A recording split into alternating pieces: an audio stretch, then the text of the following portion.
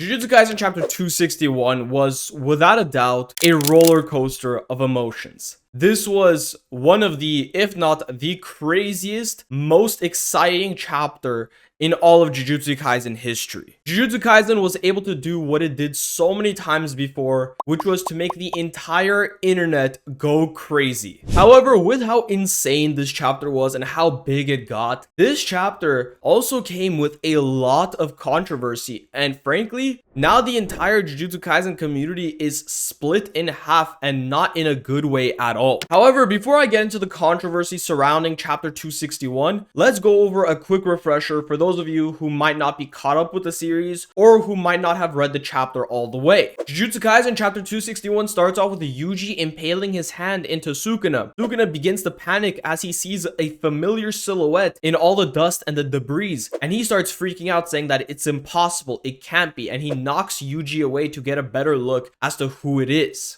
For a moment, Sukuna is completely stunned, shocked, can't even move because he is afraid that Gojo himself has risen from the dead and has come back to take him out. But then he begins to start laughing as he realizes that this is not actually Gojo. This is none other than Yuta Okotsu, who has taken control of Gojo Satoru's body, and Sukuna tells Yuta that he didn't expect him to go this far. We then get a flashback sequence for majority of the chapter where it's revealed that Yuta's plan is to steal Kenjaku's curse technique, which allows Kenjaku to hop from body to body, and then once Gojo loses, Yuta will then take control of Gojo's body using Kenjaku's curse technique. The entire group seems to be completely against this idea, saying that it is absolutely inhumane and there is no way Yuta can go through with this. And Yuta lashes out at the rest of the group, saying, why does Gojo always have to carry the burden of becoming the monster? Yuta says that if no one else will become the monster, he will be the one who will be the monster, because that's what they need to become to defeat Sukuna. Then we get another sequence of Yuta and Gojo talking to one another, and Gojo goes on to kill all the higher-ups, but before he does this, Yuta tells him to let them help because he doesn't want Gojo once again to become a monster all on his own. But Gojo's inner thoughts say, I can't do that. I have to catch up to Geto, who was the one who originally became a monster. That's when we cut forward to the current events of Jujutsu Kaisen, where we see Yuta inside of Gojo's dead body, entering a domain clash with Sukuna, and the chapter ends with Infinite Void clashing with Sukuna's malevolent shrine. Now, when I first read the leaks of this, I thought this was an amazing chapter. I thought that this was some phenomenal writing, but when I looked over at what people were saying about this chapter, I found out that not many people actually like this chapter, and in fact, majority of the internet is completely hating on it. Every video I saw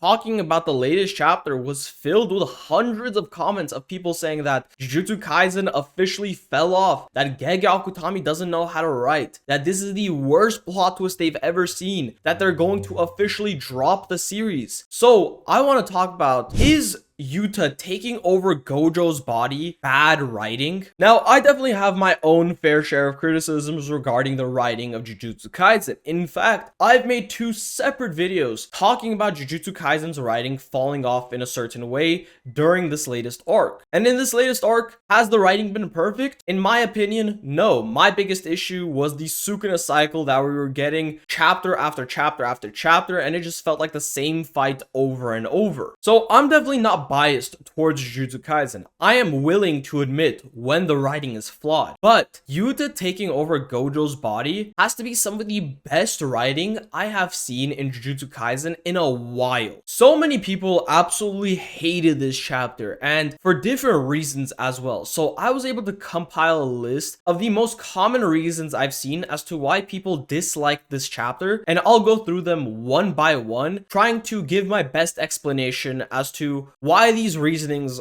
aren't very valid. Starting off, the first one I saw was that the writing doesn't make sense, and Gege Akutami has run out of ideas and has written himself into a corner. A lot of people seem to believe that Sukuna is a Madara type of villain, and a lot of people see Madara as a villain who was too OP for the verse, so Kishimoto had to introduce a whole new set of villains to write out Madara from the story completely, and these same people think that Gege Akutami is doing the same exact thing to Sukuna. And the reason why Yuta took over Gojo's body was because he had absolutely no other way of defeating Sukuna.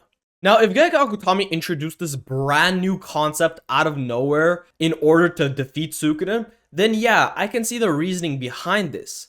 But the thing is, everything that was used in chapter 261 were already pre-established plot points that make perfect sense. We know Yuta can copy other people's curse techniques. We know that Kenjaku can body swap. So it makes perfect sense for Yuta, the one who killed Kenjaku, to consume Kenjaku's body, gain his curse technique, and then use it in the final battle against Sukuna. What about that doesn't make sense? Now, I also saw people say, what's the point of killing off Gojo if Yuta was going to return in Gojo's body regardless? And my point to that is to let the other characters shine. We've seen time and time again that as long as Gojo is around, the other side characters aren't going to have any sort of moment to shine because Gojo is that much more powerful compared to them. That's why Gojo was literally sealed away for majority of the manga, also that the characters can have a chance to grow and have an arc dedicated to them alone without Gojo being their savior. So Gojo's death was 100% necessary to have a chance for all of these other characters to fight Sukuna. Another example I've seen is that Yuji once again got cast aside. As we know, Yuji has been cast aside for a good chunk of this final arc and frankly for a good chunk of his own manga. So a lot of people assume that in these latest few chapters, Yuji was finally going to get his moment to shine and he was going to be the one to take out Sukuna. First off, Yuji has definitely gotten his moments to shine. This man 2v1 Sukuna and was piecing him up in Yuta's domain. Then he landed 8 black flashes on Sukuna in the span of one chapter, and then in the latest few chapters he was 2v1ing Sukuna with Todo and was absolutely demolishing him. So he has definitely gotten his moments. But a lot of people are saying that Yuta coming back now inside of Gojo's body has completely stolen the spotlight from Yuji because Yuji was frankly about to kill Sukuna. But this is not true. We saw at the end of chapter 260 and at the start of chapter 261, Sukuna was about to pull off another domain expansion that would have frankly killed Yuji in that moment. And at the end of chapter 260, Sukuna is stated to still have as much cursed energy as Yuta. So Sukuna is definitely not weak enough for Yuji to be able to 1v1 him and beat him in the end. Yuji's moment will 100% come. It's just not right now, considering that Sukuna is nowhere near weak. Another criticism I've seen is the topic of character assassination, specifically regarding Yuta and Gojo. Let's first start off with Yuta. So many people are saying that this chapter ruined Yuta's character completely because Yuta would never do something so inhumane as taking over his sensei's body in order to defeat Sukuna. That this completely doesn't match up with Yuta's character. I'm sorry to break it to you, but if you believe that, you haven't been paying attention to Yuta's character all that much. Yuta has been one of the only characters that has understood Gojo's burden of being the strongest, which is why in the latest chapter, he was advocating so hard to help Gojo in order for Gojo not to carry this burden alone. So he is simply just trying to take this burden off of Gojo by putting some more on himself. And Yuta taking on insane burdens is not a new concept at all. We saw in the Colon games, Yuta says that he will obtain 400 points by himself and will kill Kenjaku by himself. And this was also that Gojo wouldn't have to kill his best friend twice. He has been trying to take off some burden from Gojo for a while. So Yuta acting this way is completely in line with his character. And a lot of people have made the same complaint for Gojo about this chapter completely ruining his character as well and his conclusion. And people's complaint about Gojo is that Gojo, even after death, still continues to be a weapon for Jujutsu sorcery, and that is all he is seen as. To address this point, Gojo still being used as a weapon also perfectly lines up with the dark themes of the series, because Jujutsu Kaisen is not a happy series. These characters have tragic fates. In fact, majority of the characters in the series have had some sort of tragic fate happen to them where they don't get a happy ending. And Gojo is one of those characters. His fate is that even after death, he continues to be a weapon for Jujutsu society. That is just a twisted world that Jujutsu Kaisen is trying to display for us.